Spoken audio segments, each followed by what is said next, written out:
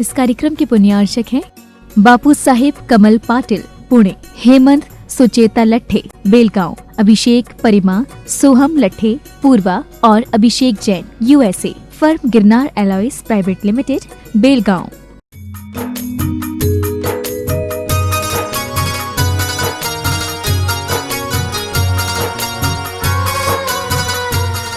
जय बोलो देवादिदेव खजरा श्री भगवान महावीर स्वामी की जय जय जय। अहिंसा परमो धर्म की जय जय जय। परम पूज आचार्य गुरुवर श्री विद्यासागर जी महाराज की जय जय जय जय। बोलिए भावना युग प्रवर्तक, शंका समाधान करता, गुणायतन प्रणीता पूज्य मुनिवर श्री प्रमाण सागर जी महाराज की जय जय जय। नमो।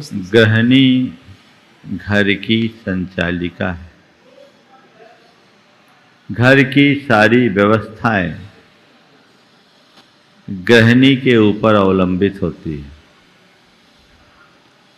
यदि गृहिणी उत्तम है तो घर की सारी व्यवस्थाएं उत्तम होगी। ठीक है, वैसे ही जैसे गाड़ी ड्राइवर के ऊपर निर्भर करती है, ड्राइवर व्यवस्थित है तो गाड़ी व्यवस्थित है, और ड्राइवर गड़बड़ तो गाड़ी भी गड़बड़। गृहिणी के 5 गुणों से अपनी बात की शुरुआत की थी, जिसमें पहले गुण की चर्चा हुई पति पारायणता। आज शेष 4 गुणों की चर्चा आप सबसे करना चाहूँगा। धर्मशीलता, कार्य कुशलता, कुलीनता और मित व्ययिता। एक उत्तम गृहिणी में ये भी विशेषता होनी चाहिए। सबसे बड़ी बात धर्मशीलता की है। घर में धर्म गृहिणी के ऊपर निर्भर करता है। यदि गृहिणी धर्मी हो, संस्कार निष्ठ हो, संस्कार युक्त हो, तो घर में कभी अव्यवस्था नहीं होती। और यदि वही धर्म शून्य हो तो घर नहीं रहता, सब कुछ अस्त व्यस्त हो जाता है। आज के इस दौर में एक सकारात्मक बात ये देखने में आ रही है कि आज महिलाएं बहुत पढ़ लिख कर योग्य बन रही है, लेकिन इसका नकारात्मक पहलू ये है कि वे धर्म ध्यान से विमुख हो रही और घर के कार्यों में भी निपुणता नहीं है। तो जिस घर में धर्म और संस्कार सुरक्षित नहीं होंगे, वह घर कभी स्थायित्व नहीं रख सकता। तो धर्म और संस्कार को महत्व देने की जिम्मेदारी एक गृहिणी में है। आज उस संदर्भ में जो बात की गई है मैं आगे कहूँगा। उन्होंने कहा कि वही उत्तम सहधर्मिणी है जो अपने धर्म और यश की रक्षा करती है तथा प्रेम पूर्वक अपने पति देव की आराधना करती है। धर्म और यश की रक्षा करना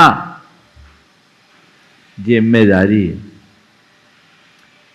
मैं 2 उदाहरण आप सबके बीच देना चाहूंगा। अगर पत्नी धर्मनिष्ठ है तो घर की स्थिति क्या होती है, और पत्नी के धर्म भ्रष्ट होने का कुपरिणाम क्या आता है। पहले मैं धर्मनिष्ठ पत्नी की बात करूं। मेरे संपर्क में एक दंपति है, कॉन्ट्रैक्टर है, सप्लायर है। आज से लगभग 20 वर्ष पहले की बात। मध्य प्रदेश लघु उद्योग निगम से उन्होंने 10 लाख ढोलक के सप्लाई का कॉन्ट्रैक्ट लिया, ढोलक की सप्लाई करने की। प्रति ढोलक 10 रुपए की बचत थी। 1 करोड़ का सीधा फायदा था। और ये समाचार लेकर वह अपनी धर्मपत्नी के पास पहुंचा।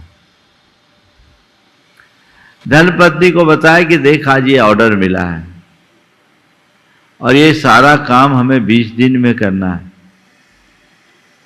अपने को इतना बड़ा प्रॉफिट हो रहा है। पत्नी ने सुना और दोनों कान में उंगली डाल दी। बोले, यह काम आपने कैसे कर लिया? आपको पता है ढोलक कैसे बनता है? चमड़े का ढोलक और चमड़े की कमाई हमारे घर में नहीं आ सकती, हमें नहीं चाहिए। उसे समझाया, हमें क्या करना है, ये तो मरे हुए जानवरों की खाल से बनता है, हमें क्या करना है, हमें तो केवल सप्लाई देना है, हम नहीं देंगे तो कोई ना कोई तो देगा। धर्म पत्नी ने एक नहीं सुनी। उनने कहा, नहीं, ये मेरे घर में नहीं हो सकता। जिस घर में ऐसे पाप का पैसा आएगा उस घर का हम दाना नहीं खा सकते। हमें रूखी रोटी स्वीकार है, लेकिन पाप की कमाई हम कतई नहीं स्वीकार सकते। पति समझाने की कोशिश किया, सुबह से शाम तक टालता रहा। उसने कहा, मेरे अन्न जल का त्याग है, जब तक आपका ये कॉन्ट्रैक्ट कैंसिल नहीं होगा, हमारे अन्न जल का त्याग। हार कर अगले दिन वो दोबारा भोपाल गया, कॉन्ट्रैक्ट को कैंसिल कराया। उसमें कुछ नुकसान भी हुआ, लौट कर आया। पत्नी का 2 उपवास हो गया। आने पर शाम हो गई। तो आप तो कुछ ग्रहण कर लो। बोला, नहीं, कल सुबह मैं महाराज के पास चलूंगी। मैं वहीं पर था, 20 किलोमीटर दूर था। महाराज श्री के पास चलूंगी और महाराज जी से आशीर्वाद लेके आपको संकल्प दिला करके ही अन्न जल ग्रहण करूं। अगले दिन सुबह सुबह मेरे पास आए और पति ने कहा, महाराज, इनने मुझे नरक जाने से बचा लिया। मैंने पूछा तो पूरा ये वाकया सुनाया। एक धर्मनिष्ठ गृहिणी का ये उदाहरण है। अंदर धर्म होगा तो घर में कभी अकाल नहीं हो सकता। और एक दूसरा उदाहरण भी सुन लीजिए, आपके कान खड़े होंगे। धर्म शून्य गृहिणी का क्या परिणाम। मैं एक स्थान पे था, एक बच्चा बड़ा प्यारा सा मेरे पास बैठा था। मैंने उससे ऐसे ही पूछा कि तुम कौन से स्कूल में पढ़ते हो। उसने बताया। छोटा बच्चा था तो मैंने कहा, देखो तुम स्कूल जाते हो, अपना लंच लेकर जाते हो, तो तुम एक काम किया करो, किसी से अपना टिफिन शेयर मत किया करो, क्योंकि वहाँ वेज नॉन वेज सब आते होंगे। तुम एक तरफ बैठ करके खाया करो। उस लड़के के आंख में आंसू आ गए। बच्चा होगा 10 साल का। 10 साल के बच्चे के आंख में आंसू आ गए। बोले, महाराज जी, मैं क्या करूं, मेरी मम्मी मेरे टिफिन में खुद एग देती है। एग देती है और कहती है कि एग खाया करो, स्टेमिना बढ़ेगा। पापा भी मना करते हैं पर पापा से लड़ती है, वो खुद खाती है और मेरे टिफिन में देती है। महाराज जी, मेरा मन नहीं होता, कई बार तो मैं उसे फेंक देता हूं, लेकिन मेरी मम्मी मुझे रोज रोज इसके लिए फोर्स करती है। ये क्या बात है? ये समाज का एक चित्र है जो हमारे रोंगटे खड़े करने वाले हैं। हम कहां जा रहे हैं? ये धर्म शून्यता का प्रताप है। और आज ये धर्म का अभाव होता जा रहा है। आज उच्च शिक्षा संपन्न होने के बाद जितनी भी आज की पढ़ी लिखी महिलाएं और युवतियां हैं, उनको धर्म से कोई लेना देना नहीं। उनको अपने पोस्ट से, उनको अपने पैकेज से, उनको अपने पावर से ही मतलब है। लेकिन ऐसा करके वो अपने जीवन के साथ कितना बड़ा अनर्थ करने जा रहे हैं इसका उन्हें एहसास नहीं है। कल्पना करो, जिस घर की जो मां खुद ऐसा कृत्य करेगी, उस घर में धर्म का क्या स्थान होगा? कैसे आगे बढ़ेंगे?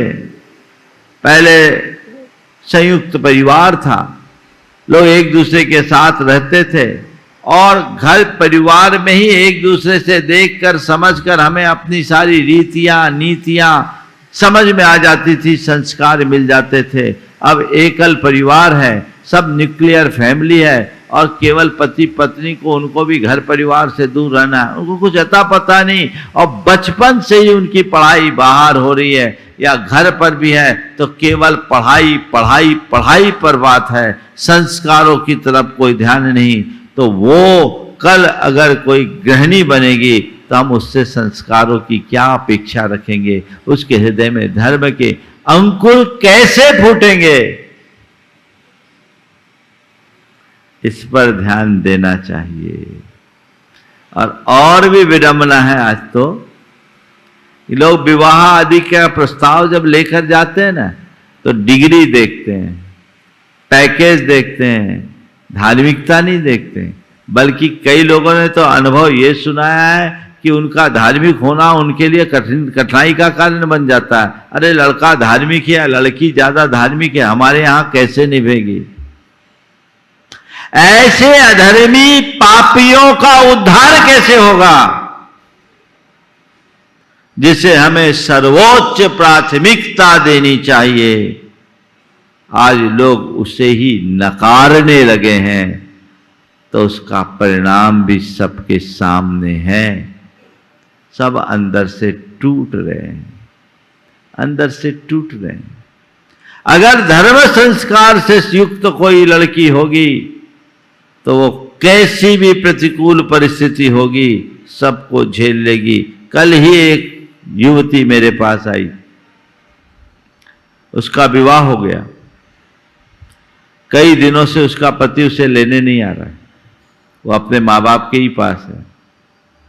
उस युवती ने जो बात कही, हालांकि विवाह करने के बाद निर्वाह होना चाहिए और पत्नी को पत्नी का दर्जा मिलना चाहिए, उसको उसका हक और वैसा प्यार मिलना चाहिए।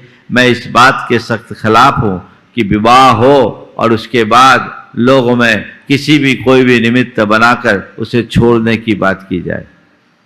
उस युवती ने जो मुझसे बात की वह उसके हृदय के धर्म संस्कार को प्रकट करते हैं।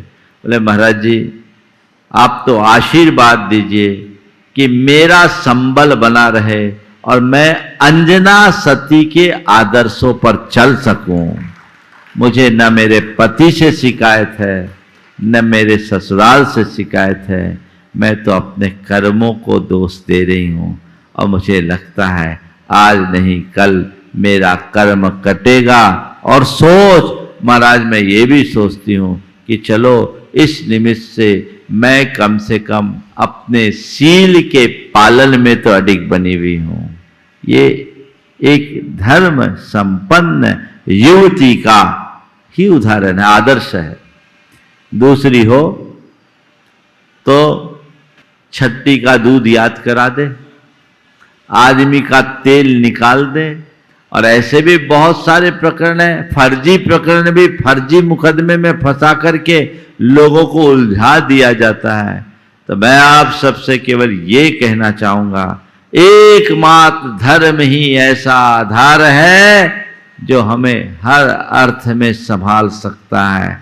इसलिए हर स्त्री को धर्म संपन्न होना चाहिए। इसका मतलब ये नहीं कि पुरुषों को धर्मनिष्ठ नहीं होना चाहिए। अगर स्त्री धर्म संपन्न होगी तो पुरुष भी धर्म संपन्न हो ही जाएंगे, क्योंकि स्त्री को सधर्मिणी कहा गया है, धर्म पत्नी कहा गया है, और वह अपने पति को भी धर्म में लगाने रमाने में सक्षम साबित हुई है, आगे भी हो सकती है। पुरुषों की बात आगे आएगी, मैं वहां करूंगा, लेकिन ये धर्म संपन्नता को, अपने जीवन धर्मशीलता को अपने जीवन का आदर्श बना करके चलना चाहिए, तभी आप अपने जीवन को खुशहाल बना सकेंगे। तीसरी विशेषता, कार्य कुशलता। आज ऐसे तो ज्यादातर महिलाएं वर्किंग है ना, पर वो एक प्रोफेशनल बन रही है, एक गृहिणी नहीं बन पा रही। घर के कार्यों को जितने अच्छे से एक स्त्री कर सकती है, पुरुष नहीं कर सकती। पुरुष बड़े बड़े प्रावधान प्रस्तुत कर सकता है, लेकिन घर की आंतरिक व्यवस्था को संचालित करने की निपुणता उसके पास नहीं है। उसे घर के कार्य में दक्ष होना चाहिए और घर के कार्य को भी एक अच्छी जॉब समझनी चाहिए। घर का मेंटेनेंस कोई सामान्य काम है क्या? अगर वो कार्य कुशल होगी तभी अपने घर की व्यवस्था को सुव्यवस्था में बदल पाएगी और अपने बच्चों को समय और स्नेह संस्कार के साथ दे सकेगी। आजकल तो लगभग इन बातों की अनदेखी ही होती है। एक रिपोर्ट मेरे पास आई थी जब लॉकडाउन हुआ, तो बहुतों का हाल जो आज प्रोफेशनल जीवन जी रहे हैं, खाना बनाना जिनको नहीं आता उनको बड़ी मुश्किल हो गई थी। क्यों? ये तो हमारी एक कला है। पढ़ाई के साथ इन सब बातों को भी सीखना चाहिए। आजकल परिवार भले छोटे हो गए, काम भले थोड़ा कम है, लेकिन उसको भी लेके रोना है। जो हमारे यहाँ एक गृहिणी सुबह से उठ करके घर की सारी व्यवस्था सूरज उगने के पहले ही कर लेती थी, अब आज का हाल ये है कि 10-10 बजे तक तो उनका सूरज उगता है। क्या व्यवस्था हो? फिर वो श्रावक धर्म का पालन कैसे कर पाएंगे? मेरे संपर्क में जब युवतियां आती है, मार्गदर्शन पूछती है, तो मैं उनको यही कहता हूं कि पढ़ाई करने के बाद कुछ बीच का समय ऐसा निकालो जिसमें अपनी मां से ट्रेनिंग लेकर घर के कार्य में और खाना पीना पकाने की दक्षता प्राप्त करो और उसमें इतनी निपुण हो जाओ कि कभी किसी दूर देश में रहो और तुम्हारे पास सूचना पहुंचे कि कोई त्यागी व्रती आज तुम्हारे घर आने वाला है, उनका भोजन का प्रबंध करना है, तो तुम खुशी से उछल पड़ो कि आज मेरे सौभाग्य का दिन है, तुम्हारे हाथ पांव ढीले ना पड़े। ये कब होगा? जब आप उसमें दक्ष होगे। सब कार्य को कुशलता पूर्वक संचालित करने की कला एक गृहिणी में होनी चाहिए। लेकिन कभी कभी तो बड़ी विचित्र स्थिति हो जाती है कि विधवा मां ने अपने बेटे को पढ़ाया लिखाया, वो शिक्षक बना, उसका विवाह एक पढ़ी लिखी लड़की से कर दिया। सब इकट्ठे रहते थे, माँ रोज घर का काम करती थी और सुबह से उठ करके झाड़ू लगाने लगी। बेटे ने देखा कि अब विवाह के बाद भी, अब विवाह के 15 रोज हो गए, आज भी माँ वही रूटीन अपना रही है, जबकि उसकी कमर भी झुक गई। वो नीचे उतरा और माँ के हाथ से झाड़ू लेकर माँ से कहने लगा, माँ अब तेरी अवस्था झाड़ू लगाने की नहीं है, झाड़ू मुझे दे, झाड़ू मैं लगाऊंगी। माँ बेटे से कहती है, बेटा तुझे पढ़ा लिखा करके मैं इसलिए शिक्षक बनाई कि तुझसे झाड़ू लगा, रहने दे, मैं अभी सक्षम हूं, मैं झाड़ू लगाऊंगा। बेटा बोलता, माँ तुझे मैं झाड़ू नहीं लगाने दूंगा, झाड़ू मुझे दे। और माँ बोलती, बेटा मैं तुझसे झाड़ू नहीं लगवाऊंगी, झाड़ू मेरे हाथ में रहने दे, मैं लगाऊंगी। दोनों में थोड़ी बातें होने लगी और इस बातचीत के शोर से बहू रानी डिस्टर्ब हो गई, उनकी नींद खुली। वो उठ करके बाहर बालकनी में आई और दोनों की बात सुनने के बाद कहती है, अरे झगड़ते क्यों हो, ऐसा करो दोनों एक एक दिन लगा लेना। समझ में आ गई बात? एक एक दिन लगा लेना। अब ऐसे क्या कहेंगे? अब तो कई जगह इस बात को लेकर के भी लड़ाई होने लगी, केवल पति पत्नी दो ही रह रहे, अभी बच्चे भी नहीं है तो घर का काम करने को लेकर झगड़ा, क्योंकि दोनों वर्किंग है। मानता हूं घर के काम में पुरुषों को भी भागीदारी देना चाहिए, और एक लेख मैंने पढ़ा था उसमें आया था कि जो पति पत्नी दोनों वर्किंग होते हैं उनका दाम्पत्य बहुत मधुरतामय होता है। वैसा ही हम सबको रखना चाहिए कि धर्म संस्कार युक्त हो तो ही जीवन को अच्छा बनाया जा सकता है।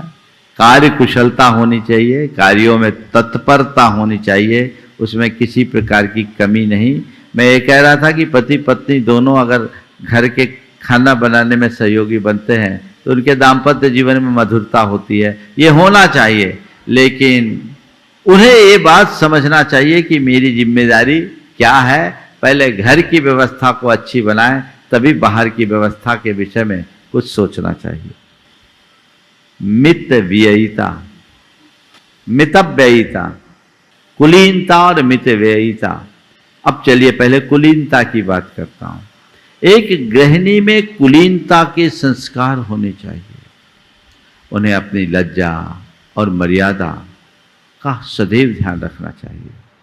अगर उसके अंदर ये गुण है तो घर सदाबहार बना रहेगा, और ये गुण खत्म हो गए तो कुछ मतलब नहीं। कुरल काव्य में लिखा है, चार दीवारी में कैद रहने से क्या फायदा। चार दीवारी में कैद रहने के, चार दीवारी के अंदर पर्दे के साथ रहने से क्या फायदा।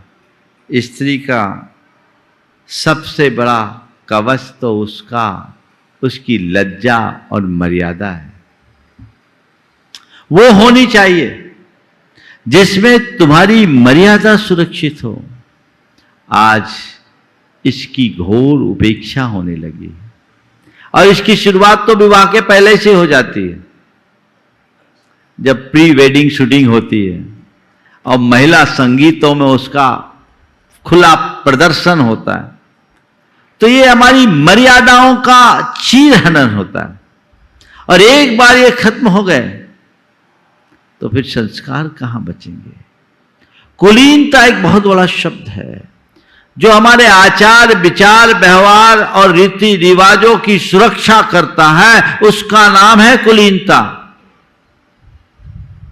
ये होनी चाहिए, होनी ही चाहिए। और इसके संस्कार बचपन से होने चाहिए। एक मां जब खुद कुलीन होगी तो अपने बच्चों को कुलीनता के संस्कार देगी, और जब बच्चों में कुलीनता के संस्कार होंगे तभी वह संस्कारों के प्रवाह को आगे बढ़ाने में समर्थ होगी। पहले लोग इन बातों को बहुत महत्व देते थे, आजकल इन्हें नकारा जाने लगा है। मैं आपसे ये नहीं कहता कि आप पुरातन पंथी और रूढ़िवादी बनकर के जियो। समय काल के अनुरूप यदि व्यक्ति बदलता है तो स्वीकार है, मैं आधुनिकता का विरोधी नहीं हूं, पर आधुनिकता का अंधानुकरण कतई अनुकरणीय नहीं है। आधुनिकता को अपनाए पर आधुनिकता के अंधानुकरण से बचे, अपनी मौलिकता को बचाकर रखे। आज आधुनिकता की इस अंधी दौड़ में लोगों ने अपनी मौलिकता को भी खो दिया है।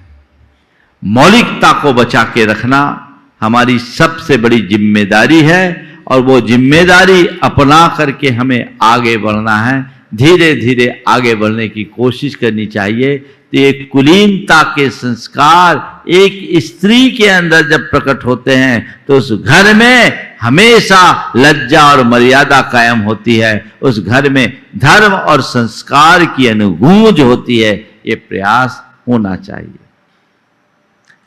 उन्हें अभी मैंने कहा था कि गृहिणी को कार्यकुशल होना चाहिए। कार्यकुशलता में घर के पालन पोषण, बच्चों का भरण पोषण से लेकर सारी चीजें आती है। तो उसके अंदर कुलीनता के संस्कार होंगे, बच्चों का भरण पोषण ठीक तरीके से होगा, सही अर्थों में देखा जाए तो उनकी परवरिश अच्छी होगी, तो जीवन बहुत अच्छा बनेगा। इस संदर्भ में कल आप सबसे जब संतान की चर्चा आएगी कि संतान कैसी होनी चाहिए और संतान का अनुपालन कैसे किया जाना चाहिए, पर ये कुलीनता के संस्कार यदि अंतरंग में बनते हैं तो जीवन बहुत आगे बढ़ता है। और पांचवी बात, मित व्ययिता, खर्च में कटौती। कुरल काव्य में लिखा वही उत्तम सहधर्मिणी है जिसमें सुपत्नित्व के समस्त गुण वर्तमान हो और जो अपने पति के आय से अधिक व्यय न करती हो। जिसमें सुपत्नित्व के समस्त गुण हो और अपने पति के आय से अधिक व्यय नहीं करती हो। घर की अर्थव्यवस्था को सुव्यवस्थित रखने की जिम्मेदारी एक गृहिणी में होती है। इसीलिए गृहिणी के लिए कुटुंबनी शब्द से संबोधा गया। स्त्री के 5 रूप होते हैं, कन्या, पत्नी, माता, भार्या और कुटुंबनी। वो जब तक विवाह नहीं होता कन्या होता है, विवाह होने के बाद पत्नी या वधू हो जाती है, उसके बाद वो बच्चे को जन्म देती है तो मां बनती है। मां बनने के बाद परिवार का भरण पोषण करने के कारण वो भार्या कहलाती है और आगे चल करके वह पूरे परिवार की मुखिया बनकर कुटुंब संस्था की मालिक बनती है और कुटुंबनी कहलाती है। पूरी परिवार की कमान उसके हाथ में होती है। अगर वो मितव्ययी हो, फिजूल खर्ची हो तो बहुत दिक्कत, और मितव्ययी हो तो कोई दिक्कत नहीं। आजकल मितव्ययिता पर ध्यान कम है। एक युवक जिसका विवाह कुछ ही दिन पहले हुआ, अब वो उसकी पत्नी घर में रूठ के चले गई। बोले क्यों? बोले तुम खर्चा नहीं करते, तुम हमें रोज घुमाने नहीं ले जाते, हमें रोज बाहर ले जाने की जरूरत है। उसकी हालत खराब है बेचारे की, बेचारे ही कहूँगा उसको। विवाह के 6 महीने नहीं हुए और उनकी फरमाइशों की पूर्ति नहीं कर पा रहा। बोले महाराज मेरी जितनी अर्निंग है मैं उतना ही तो करूं। वो बोलती अर्निंग से क्या मतलब, तुम्हारे पास इतनी संपत्ति, इतने एसेट्स है, खर्चा करो, हमें क्यों लेकर के आए हो, अभी मौज नहीं करेंगे तो कब करेंगे। वो कहता मुझे थोड़ी कमा तो लेने दो, लेकिन क्या करे, वहां कोई सुनवाई नहीं। मैं समझता हूं ऐसा एक नहीं, ऐसे अनेक उदाहरण होंगे। बहुत सारे लोगों के साथ ऐसी स्थिति होगी जो आय से अधिक व्यय करने में आमादा होते हैं और फिर पूरी घर की व्यवस्थाएं अव्यवस्थित हो जाती है, सब कुछ छिन्न भिन्न जैसे होने लगती है। तो उससे हमें अपने आप को बचाना है। हमारी आमदनी कम है, खर्च कम करो, आमदनी अधिक है तो खर्च बढ़ा दो। लेकिन आजकल तो हिसाब किताब बिल्कुल उल्टा है। एक महिला जो कुछ महंगे आभूषण और गहने पहने हुई थी, कपड़े भी महंगे थे, उसकी सहेली मिली, क्या बात है आज तो तुम बहुत अच्छे कपड़े और गहने पहने हो, क्या तुम्हारे पति ने बिजनेस बदल दिया, उनकी आमदनी बढ़ गई? बोले नहीं, मैंने अपना पति बदल दिया। क्या होगा? ये कहानी बहुत कुछ सोचने समझने को मजबूर करती है। तो गृहिणियां अपने जीवन को इन गुणों से मंडित करके चले तो उनका जीवन सुखी होगा, संपन्न होगा और वे अपने जीवन को उत्तम बना सकेंगे। इसी भाव के साथ समय आप सबका हो गया, यहीं पर विराम। बोलिए परम पूज आचार्य गुरुवर श्री विद्यासागर जी महाराज। इस कार्यक्रम के पुण्यार्चक थे बापू साहेब कमल पाटिल पुणे, हेमंत सुचेता लट्ठे बेलगांव, अभिषेक परिमा सोहम लट्ठे पूर्वा और Abhishek Jain USA, firm Girnar alloys private limited Belgaum.